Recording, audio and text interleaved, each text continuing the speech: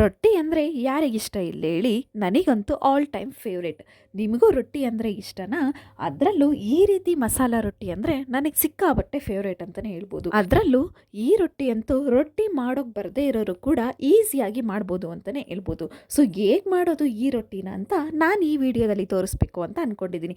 ಅದರಲ್ಲೂ ಈ ಒಂದು ಅಕ್ಕಿ ರೊಟ್ಟಿ ಜೊತೆ ಕೆಂಪು ಚಟ್ನಿ ಅಂತೂ ಕಾಂಬಿನೇಷನ್ ತುಂಬಾ ಚೆನ್ನಾಗಿರುತ್ತೆ ಅಂತಲೇ ಹೇಳ್ಬೋದು. ಈ ಒಂದು ಕೆಂಪು ಚಟ್ನಿ ಈ ಅಕ್ಕಿ ರೊಟ್ಟಿ ಜೊತೆ ಸಖತ್ ಕಾಂಬಿನೇಷನ್ ಆಗಿರುತ್ತೆ ಅಂತಲೇ ಹೇಳ್ಬೋದು. ಹಾಗಾದರೆ ಅಕ್ಕಿ ರೊಟ್ಟಿ ಜೊತೆ ಕೆಂಪು ಚಟ್ನಿನ ಹೇಗೆ ಮಾಡೋದು ಅಂತ ಈ ವಿಡಿಯೋದಲ್ಲಿ ನಾನು ಕಂಪ್ಲೀಟ್ ತೋರಿಸಿದ್ದೀನಿ. ಅದಕ್ಕೂ ಮುಂಚೆ welcome to Chandana Pradeep Mysuru vlogs. ನಾನು ನಿಮ್ಮ ಚಂದನ. ಸೊ ಯಾರೆಲ್ಲ ಇದೆ ಮೊದಲನೇ ಬಾರಿಗೆ ನನ್ನ ವಿಡಿಯೋ ನೋಡ್ತಾ ಇದ್ದೀರಾ, ಚಾನಲ್ನ ಸಬ್ಸ್ಕ್ರೈಬ್ ಮಾಡ್ಕೊಂಡು ನೋಡಿ. ಹಾಗಾದರೆ ಬನ್ನಿ ಹೇಗೆ ಮಾಡೋದು ಅಂತ ಹೇಳ್ತೀನಿ. ಸೊ ರೊಟ್ಟಿ ಮಾಡಬೇಕಾದ್ರೆ ನಾನಿಲ್ಲಿ 2 ಕಪ್ ಆಗೋಷ್ಟು ಅಕ್ಕಿ ಹಿಟ್ಟನ್ನು ತಗೊಂಡಿದ್ದೀನಿ. ಸೊ ಅದಕ್ಕೆ ಸ್ವಲ್ಪ ಉಪ್ಪನ್ನು ಹಾಕಬೇಕು. ಉಪ್ಪನ್ನು ಹಾಕಿ ಕಲಿಸ್ಬೇಕು. ಇಲ್ಲಿ ರೊಟ್ಟಿನ ಕಲಿಸ್ಕೋಬೇಕಾದ್ರೆ ನಾನು ಇಲ್ಲಿ ಬಿಸಿನೀರು ತೊಗೊಂಡಿದ್ದೀನಿ. 2 ಸೌಟಷ್ಟು ಬಿಸಿ ನೀರನ್ನ ಈ ಒಂದು ಅಕ್ಕಿ ಹಿಟ್ಟಿಗೆ ಹಾಕಬೇಕಾಗುತ್ತೆ. ನಂತರ ಒಂದು ಸ್ವಲ್ಪ 2 ಸ್ಪೂನು ಬಿಸಿ ಎಣ್ಣೆನೂ ಕೂಡ ನಾನು ಇಲ್ಲಿ ಹಾಕಿದ್ದೀನಿ. ಸೊ 2 ಸ್ಪೂನ್ ಅಷ್ಟು ನಾನು ಇಲ್ಲಿ ಬಿಸಿ ಎಣ್ಣೆನ ಹಾಕಿ ನಂತರ ಈ ಅಕ್ಕಿ ಹಿಟ್ಟನ್ನು ಕಲಿಸ್ಬೇಕಾಗುತ್ತೆ. ಸೊ ಯಾವ ರೀತಿ ಅಂದರೆ ಈ ರೀತಿ ಚೆನ್ನಾಗಿ ಅದನ್ನು ಅಕ್ಕಿ ಹಿಟ್ಟು ಒಂದು ಎಣ್ಣೆ ಮತ್ತು ನೀರಿನೊಂದಿಗೆ ಚೆನ್ನಾಗಿ ಕಲಿಸ್ಬೇಕಾಗುತ್ತೆ. ಸೊ ಈ ರೀತಿ ಕಲಿಸ್ತಾ ಇದ್ದಂಗೆ ಅದನ್ನು ಕೈಯಲ್ಲಿ ಇಡಿ ಮಾಡಿ ನೋಡಿದ್ರೆ ಅದು ಒಂಥರ ಮುದ್ದೆ ರೀತಿ ಆಗಬೇಕು. ಸೊ ಅಲ್ಲಿವರೆಗೂ ನಾವು ಫಸ್ಟು ಈ ಒಂದು 2 ಸೌಟಷ್ಟು ನೀರು ಹಾಗೆ ಒಂದು 2 ಸ್ಪೂನಷ್ಟು ಎಣ್ಣೆನ ಹಾಕಿ ಚೆನ್ನಾಗಿ ಕಲಿಸ್ಬೇಕಾಗುತ್ತೆ ಅಕ್ಕಿ ಹಿಟ್ಟನ್ನು. ನೋಡಿ, ಈ ರೀತಿ ಹಿಟ್ಟನ್ನು ಕಲಿಸ್ಬೇಕಾದ್ರೆ ಅದನ್ನು ಕೈಯಲ್ಲಿ ಹಿಡಿದ್ರೆ ಈ ರೀತಿ ಅದು ಮುದ್ದೆ ಥರ ಆಗಬೇಕು. ಸೊ ನಂತರ ಈ ರೀತಿ ಹಿಟ್ಟನ್ನು ಕಲಸಿದ ನಂತರ ನಾವು ಇದಕ್ಕೆ ಬೇಕಾಗಿರುವಂತಹ ಈರುಳ್ಳಿ ನಾನು ಇಲ್ಲಿ 2ನ ಕಟ್ ಮಾಡ್ಕೊಂಡಿದ್ದೀನಿ. ಹಾಗೆ ಒಂದು 3 ಮೆಣಸಿನಕಾಯಿ, ಹಾಗೆ ಸ್ವಲ್ಪ ಕೊತ್ತಂಬರಿ ಸೊಪ್ಪು, ಒಂದು ಸ್ವಲ್ಪ ಕರಿಬೇವು ಸೊಪ್ಪು, ಹಾಗೆ ಇಲ್ಲಿ ನಾನು ಸಬ್ಸಿಗೆ ಸೊಪ್ಪನ್ನು ತೊಗೊಂಡಿದ್ದೀನಿ. ಸ್ವಲ್ಪ ಕ್ಯಾರೆಟ್ ತುರಿ, ಹಾಗೆ ಚೂರು ಜೀರಿಗೆನ ತೊಗೊಂಡು ಈ ಎಲ್ಲದನ್ನು ಕೂಡ ನಾನು ಇಲ್ಲಿ ಈ ಒಂದು ಅಕ್ಕಿ ಹಿಟ್ಟು ಏನು ನಾವು ಕಲಸಿಟ್ಕೊಂಡಿದ್ದೀವಿ ಸೊ ಅದಕ್ಕೆ ಇದನ್ನು ಒಂದರ ನಂತರ ಒಂದು ಎಲ್ಲದನ್ನು ಕೂಡ ಹಾಕಿ ಚೆನ್ನಾಗಿ ಅದನ್ನು ಮತ್ತೆ ಕಲಿಸ್ಬೇಕಾಗುತ್ತೆ. ನೀವು ಈ ಒಂದು ಮಸಾಲ ರೊಟ್ಟಿಗೆ ಬೇಕಾದರೆ ಕೆಲವರು ಸೌತೆಕಾಯಿನೂ ಕೂಡ ತುರಿದು ಹಾಕೊಳ್ತಾರೆ. ನೀವು ಬೇಕಾದರೆ ಅದೊಂದನ್ನು ಅಡಿಷನ್ ಕೂಡ ಮಾಡ್ಕೋಬೋದು. ಸೊ ನಾನಿಲ್ಲಿ ಸೌತೆಕಾಯಿನ ಹಾಕಿಲ್ಲ. ಇಲ್ಲಿ ನಾನು ಸಬ್ಸಿಗೆ ಸೊಪ್ಪನ್ನ ಯೂಸ್ ಮಾಡಿದ್ದೀನಿ. ಈ ಸಬ್ಸಿಗೆ ಸೊಪ್ಪನ್ನ ಯೂಸ್ ಮಾಡೋದ್ರಿಂದ ಈ ರೊಟ್ಟಿ ಒಂಥರ ಫ್ಲೇವರ್ ಇರುತ್ತೆ. ಸೊ ತುಂಬಾ ಚೆನ್ನಾಗಿರುತ್ತೆ ಅಂತಲೇ ಹೇಳ್ಬೋದು. ನನಗಂತೂ ಸಿಕ್ಕಾಬಟ್ಟೆ ಫೇವ್ರೇಟು ಈ ಒಂದು ರೊಟ್ಟಿ.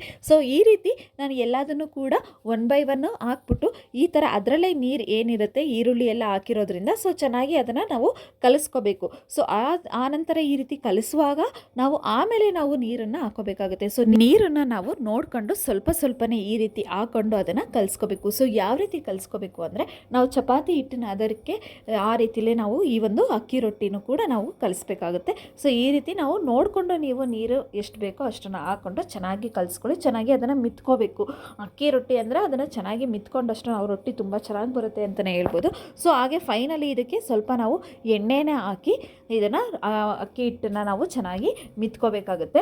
ಸೊ ಈ ರೀತಿ ಸ್ವಲ್ಪ ಫೈನಲಿ ನಾನು ಇವಾಗ ಚೆನ್ನಾಗಿ ಅದನ್ನು ಮಿತ್ಕೊಂಡು ಕಲಸಿ ಇಟ್ಟಿದ್ದೀನಿ. ಈಗ ನಾನು ಅದಕ್ಕೆ ಸ್ವಲ್ಪ ಎಣ್ಣೆನ ಹಾಕಿ ಸವರಿ ಕೂಡ ಇಟ್ಟಿದ್ದೀನಿ. ಸೊ ಈ ರೀತಿ ನಾವು ಕಲಸಿ ಇಟ್ಟರೆ ಅಕ್ಕಿ ಹಿಟ್ಟು ರೆಡಿ ಆಗುತ್ತೆ ಒಂದು ರೊಟ್ಟಿನ ತಟ್ಟಕ್ಕೆ ಅಂತಲೇ ಹೇಳ್ಬೋದು. ಸೊ ಇವಾಗ ನಾನು ಈ ಒಂದು ಅಕ್ಕಿ ರೊಟ್ಟಿಗೆ ಬೇಕಾಗಿರುವಂಥ ಚಟ್ನಿನ ಹೇಗೆ ಮಾಡೋದು ಅಂತ ಹೇಳ್ತೀನಿ. ಸೊ ಈ ಒಂದು ಅಕ್ಕಿ ರೊಟ್ಟಿಗೆ ನಾನಿಲ್ಲಿ ಕೆಂಪು ಚಟ್ನಿನ ಹೇಗೆ ಮಾಡೋದು ಅಂತ ಹೇಳ್ತಿದ್ದೀನಿ. ಇದೊಂದು ಡಿಫ್ರೆಂಟ್ ಚಟ್ನಿ ಅಂತಲೇ ಹೇಳ್ಬೋದು. ಸೊ ನಾನಿಲ್ಲಿ ಇದಕ್ಕೆ ಯೂಸ್ ಮಾಡ್ತಾ ಇರೋದು ಕಡಲೆಬೇಳೆ, ತೊಗರಿಬೇಳೆ, ಹಾಗೆ ಒಂದು 2 ಒಣಮೆಣಸಿನಕಾಯಿ, ಹಾಗೆ ಒಂದು 4 ಬೆಳ್ಳುಳ್ಳಿ, ಸ್ವಲ್ಪ ಜೀರಿಗೆ, ಹಾಗೆ ಸ್ವಲ್ಪ ಹುಣಸೆ ಹಣ್ಣನ್ನು ನಾನಿಲ್ಲಿ ಯೂಸ್ ಮಾಡಿದ್ದೀನಿ.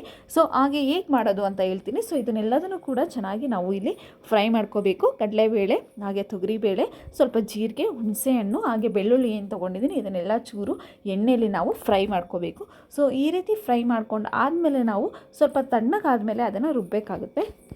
ಈ ಒಂದು ರೊಟ್ಟಿಗೆ ಈ ಒಂದು ಕೆಂಪು ಚಟ್ನಿ ಸಖತ್ ಕಾಂಬಿನೇಷನ್ ಅಂತಲೇ ಹೇಳ್ಬೋದು. ಯಾಕಂದರೆ ತುಂಬಾ ಚೆನ್ನಾಗಿರುತ್ತೆ. ಬೇರೆ ಒಂದು ಚಟ್ನಿ ಥರ ಅಲ್ಲ, ಇದೊಂದು ಡಿಫ್ರೆಂಟಾಗಿ ಟೇಸ್ಟ್ ಇರುತ್ತೆ ಅಂತಲೇ ಹೇಳ್ಬೋದು. ಸೊ ಯಾಕೆ ಅಂದರೆ ನಾನಿಲ್ಲಿ ಯೂಸ್ ಮಾಡಿರುವಂಥ ತೊಗರಿಬೇಳೆ ಆಗಿರ್ಬೋದು ಅಥವಾ ಕಡಲೆಬೇಳೆ ಆಗಿರ್ಬೋದು. ಸೊ ಇದನ್ನೆಲ್ಲ ಎಣ್ಣೆಯಲ್ಲಿ ಚೆನ್ನಾಗಿ ಫ್ರೈ ಮಾಡಿರೋದ್ರಿಂದ ತುಂಬಾ ಚೆನ್ನಾಗಿರುತ್ತೆ ಟೇಸ್ಟ್ ಅಂತಲೇ ಹೇಳ್ಬೋದು. ಸೊ ಇದಕ್ಕೆ ನಾನು ಸ್ವಲ್ಪ ತೆಂಗಿನ ತುರಿನ ಹಾಕ್ಕೊಂಡು ಈ ಒಂದು ಚಟ್ನಿನ ಮಾಡ್ಕೋಬೇಕಾಗುತ್ತೆ. ಸೊ ಅದಕ್ಕೂ ಮುಂಚೆ ಇದನ್ನು ಚೆನ್ನಾಗಿ ನಾವು ಫ್ರೈ ಮಾಡ್ಕೋಬೇಕು. ಫ್ರೈ ಮಾಡಿ ತಣ್ಣಗಾದ ನಂತರ ನಾವು ಇದಕ್ಕೆ ಚಟ್ನಿನ ರುಬ್ಕೋಬೇಕಾಗುತ್ತೆ. ನಾನಿಲ್ಲಿ ತೆಂಗಿನ ತುರಿನ ತೊಗೊಂಡಿದ್ದೀನಿ. ಸೊ ನೀವು ಎಷ್ಟು ಚಟ್ನಿ ಮಾಡ್ಕೋಬೇಕಾಗುತ್ತೆ ಅಷ್ಟು ತೆಂಗಿನ ತುರಿನ ತೊಗೊಳ್ಳಿ. ಹಾಗೆ ಸ್ವಲ್ಪ ಇದಕ್ಕೆ ಕೊತ್ತಂಬರಿ ಸೊಪ್ಪನ್ನು ಕೂಡ ಆ್ಯಡ್ ಮಾಡ್ಕೋಬೇಕು. ಸೊ ಕೊತ್ತಂಬರಿ ಸೊಪ್ಪನ್ನು ಹಾಕಿ ನೀವು ಏನು ಫ್ರೈ ಮಾಡಿದ್ದೀರಾ ಅದು ತಣ್ಣಗಾದ ನಂತರ ಅದನ್ನು ಕೂಡ ಹಾಕಿ ನೀವು ರುಚಿಗೆ ತಕ್ಕಷ್ಟು ಉಪ್ಪನ್ನು ಹಾಕಿ ಈ ಒಂದು ಚಟ್ನಿನ ರೆಡಿ ಮಾಡ್ಕೋಬೇಕಾಗುತ್ತೆ. ಇವಾಗ ನಾನು ಇದನ್ನು ಚಟ್ನಿನ ರುಬ್ಕೊಳ್ತೀನಿ. ಸೊ ರುಬ್ಕೊಂಡ್ರೆ ನಮ್ಮ ಚಟ್ನಿ ರೆಡಿ ಆಗುತ್ತೆ. ಸೊ ಈ ರೀತಿ ನಾನು ಈ ಒಂದು ಕೆಂಪು ಚಟ್ನಿನ ನಾವು ಇಲ್ಲಿ ರುಬ್ಕೊಂಡಿದ್ದೀನಿ. ನೀವೇ ನೋಡಿ ಯಾವ ರೀತಿ ಇದೆ ನಮ್ಮ ಚಟ್ನಿ ಅಂತ. ಸೊ ಇವಾಗ ನಾನು ಹೇಗೆ ರೊಟ್ಟಿ ಮಾಡೋದು ಅಂತ ತೋರಿಸ್ತೀನಿ.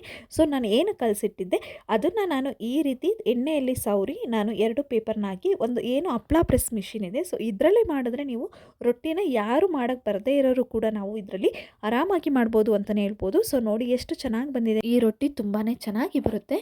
ಸೊ ಇಲ್ಲ ಅಂದರೆ ನೀವು ಕೈಯಲ್ಲೂ ಕೂಡ ತಟ್ಬೋದು. ಪೇಪರ್ಗೆ ಎಣ್ಣೆ ಹಾಕ್ಕೊಂಡು ಆರಾಮಾಗೂ ಕೂಡ ಕೈಯಲ್ಲಿ ತೊಟ್ಟಿದ್ರೆ ಈ ರೊಟ್ಟಿ ತುಂಬಾ ಚೆನ್ನಾಗಿ ಬರುತ್ತೆ ಅಂತಲೇ ಹೇಳ್ಬೋದು.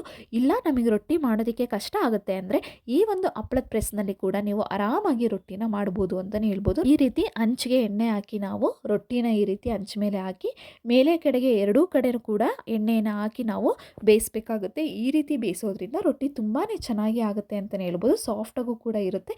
ಸೊ ನೋಡಿ ನಾನು ಈ ರೀತಿ ಎರಡೂ ಕಡೆ ಈ ಥರ ಬೇಯಿಸ್ತಾ ಇದ್ದೀನಿ.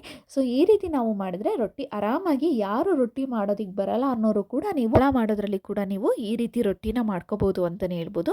ಸೊ ನೋಡಿ ನಮ್ಮ ರೊಟ್ಟಿ ಇವಾಗ ರೆಡಿ ಆಗಿದೆ. ಎಷ್ಟು ಚೆನ್ನಾಗಿ ಬಂದಿದೆ, ಒಂದು ಸಾಫ್ಟ್ ಆಗಿ ಅಂತಲೇ ಹೇಳ್ಬೋದು. ಸೊ ಅದಕ್ಕೆ ಹಾಕಿರುವಂಥ ಎಲ್ಲ ಈರುಳ್ಳಿ ಆಗಿರ್ಬೋದು, ಸಬ್ಸಿಗೆ ಸೊಪ್ಪಾಗಿರ್ಬೋದು ಅಥವಾ ಕ್ಯಾರೆಟ್ ತುರಿ ಆಗಿರ್ಬೋದು ತುಂಬಾ ಚೆನ್ನಾಗಿ ಇರುತ್ತೆ ಆ ಫ್ಲೇವರ್ ಅಂತಲೇ ಹೇಳ್ಬೋದು.